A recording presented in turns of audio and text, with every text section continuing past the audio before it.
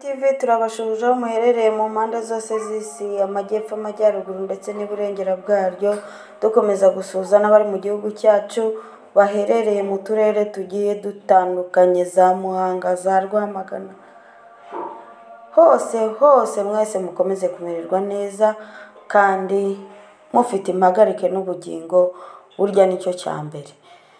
Tugiye rero gukomeza tubagezaho ibiganiro byacu nk'ibisanzwe.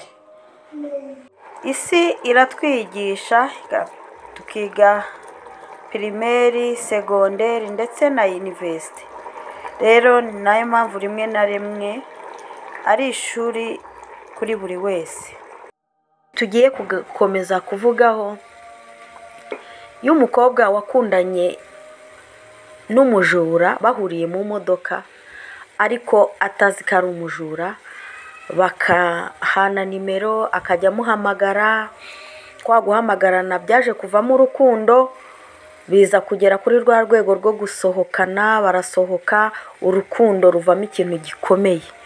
Ariko nubwo bakundanye, umukobwa ntago yari azi umuntu ntago wamumenya, ariko hari ibintu by'ingenzi wamenya, washakisha wowe ukimenyera. Icya mbere, buriya umuntu mo imbere ntago wamumenya, ariko iby'inyuma kumenya aho iwabo avuka, ababyeyi be, mbese ibyo akora byose wabimenya. Ariko ntuhubuke ngo ugiye kubana n'umuntu. Rero yakundanye n'uwo muhungu w'umujura, bahuriye mu modoka, biza kuvamo urukundo, ariko urukundo rw'igice, atazi umuntu, ari uko amwiyereka atari ko ari. Akajya ngo amuhe ibintu bya mirenge, inkweto nziza, ikanzu nziza, ishakoshi nziza, mbese bimwe byiza by'abakobwa bakurikiye. Uriya umukobwa nubwo bamwe bavuga ngo azashakana n'umuntu, ariko abenshi, abakobwa benshi dukurikira ahari akantu. Niyo yaba afite bike akavuga ngo ntago wajya kwiroha hariya, hahandi abwirirwa akaburara nawe areba. Rero iyo ugize amahirwe ukabona umuntu ubiguha, noneho utanabimusabye, uravuga uti ngo yahashashe. Rero barakundanye, baza kubyara umwana wa mbere, babyara umwana wa kabiri, babana, ariko iwabo w'umuhungu baramenye umukobwa. Uwo musore akajya afuhira umukobwa cyane, nako umugore we, kuko urumva barabanye nyine, aba n'umugore we babyara umwana umwe. Ageze ku mwana wa kabiri, atangira kuzajya amubuza kujya gusura ababyeyi be, gusura inshuti, mbese kugira umuntu n'umwe ahura nawe mu buzima. Ati urashaka iki ko ibintu byose mbiguha? Kuko yamuhaga buri kimwe cyose cy'umugore yifuza, gikenewe, mbese kinarenze ibikenewe. Rero umugore yaje kubangamirwa nuko afashwe. Hari igihe uba ufite ibintu byose, ariko nanone ukabura amahoro yo mu mutima, ukabura ubwisanzure. Burya ngo kugira byinshi, urimo kurya byinshi, urimo ubitamo amarira, nabyo rimwe na rimwe hari igihe bitaba byiza. Rero n'uwo mubyeyi niko byaje kumugendekera.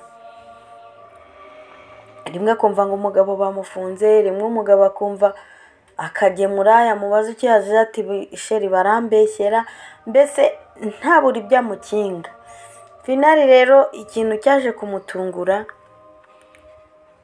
kwa kundi abagore tuneka tukamenya amakuru y'abagabo, ari kumubwira ati se sheri, ko namenye yuko ngo uri umujura, ibyo bintu koko nibyo?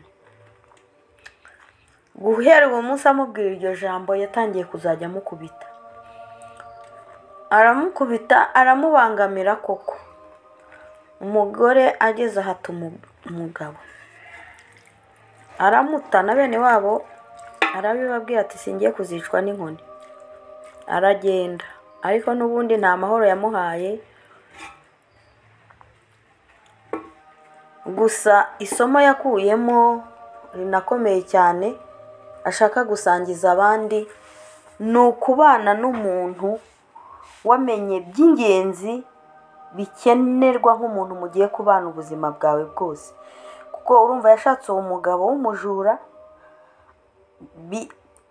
amubuza uburenganzira bwo guhura n'abandi no kugira ikintu akora byo byonyine, no gusohoka ku irembo ntabwo yari abyemerewe. Ikindi cya kabiri, yahoraga